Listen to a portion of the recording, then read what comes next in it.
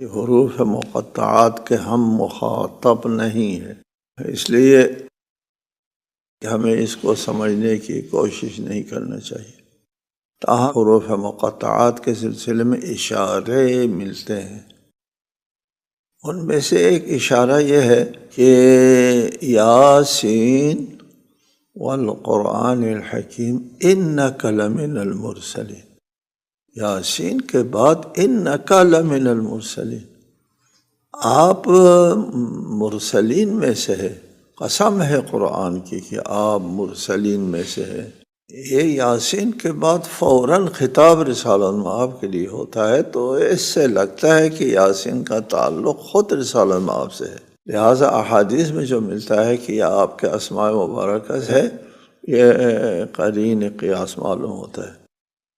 دوسری جگہ ہے طٰہٰ ما انزلنا علیک القرآن لتشقیٰ، حدیث میں ہے لفظ طٰہٰ بھی رسالت مآب کے اسماء مبارکہ میں سے ہے۔ وہاں بھی ہے ما انزلنا علیک القرآن، طٰہٰ کے بعد فوراً رسالت مآب سے خطاب ہے۔ ہم نے اس قرآن کو آپ کے پر اس لیے نازل نہیں کیا کہ آپ مشقت میں پڑ جائیں۔ دیگر حروف مقطعات کے بارے میں کاف ہا یا عین صاد، یہ کاف ہا یا عین صاد عالم رموز قرآن علی مرتضیٰ علیہ الصلوۃ والسلام اپنے دعاؤں میں پکارتے تھے یا کاف ہا یا عین صاد، یا کر کے پکارتے۔ اس سے ہم کو بھی ملتا ہے اشارہ کہ یہ اسماء حسنہ میں سے ہے اللہ تعالیٰ کے۔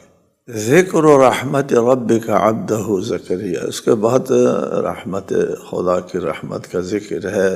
باقی جگہوں پر بھی الف لام میم ذالک الکتاب، لگتا ہے یہ الف لام میم قرآن سے مربوط کو اشارہ ہے، اس کے بعد قرآن کا ذکر، کتاب کا ذکر آتا ہے۔ اس قسم کے اشارے ہم کو سمجھ میں آتے ہیں اشارے، لیکن ان کا اصل مطلب اور معنی اس سے ہم مخاطب نہیں ہے۔ یہ حاملان قرآن کے لیے ہے، ہمارے لیے نہیں ہے۔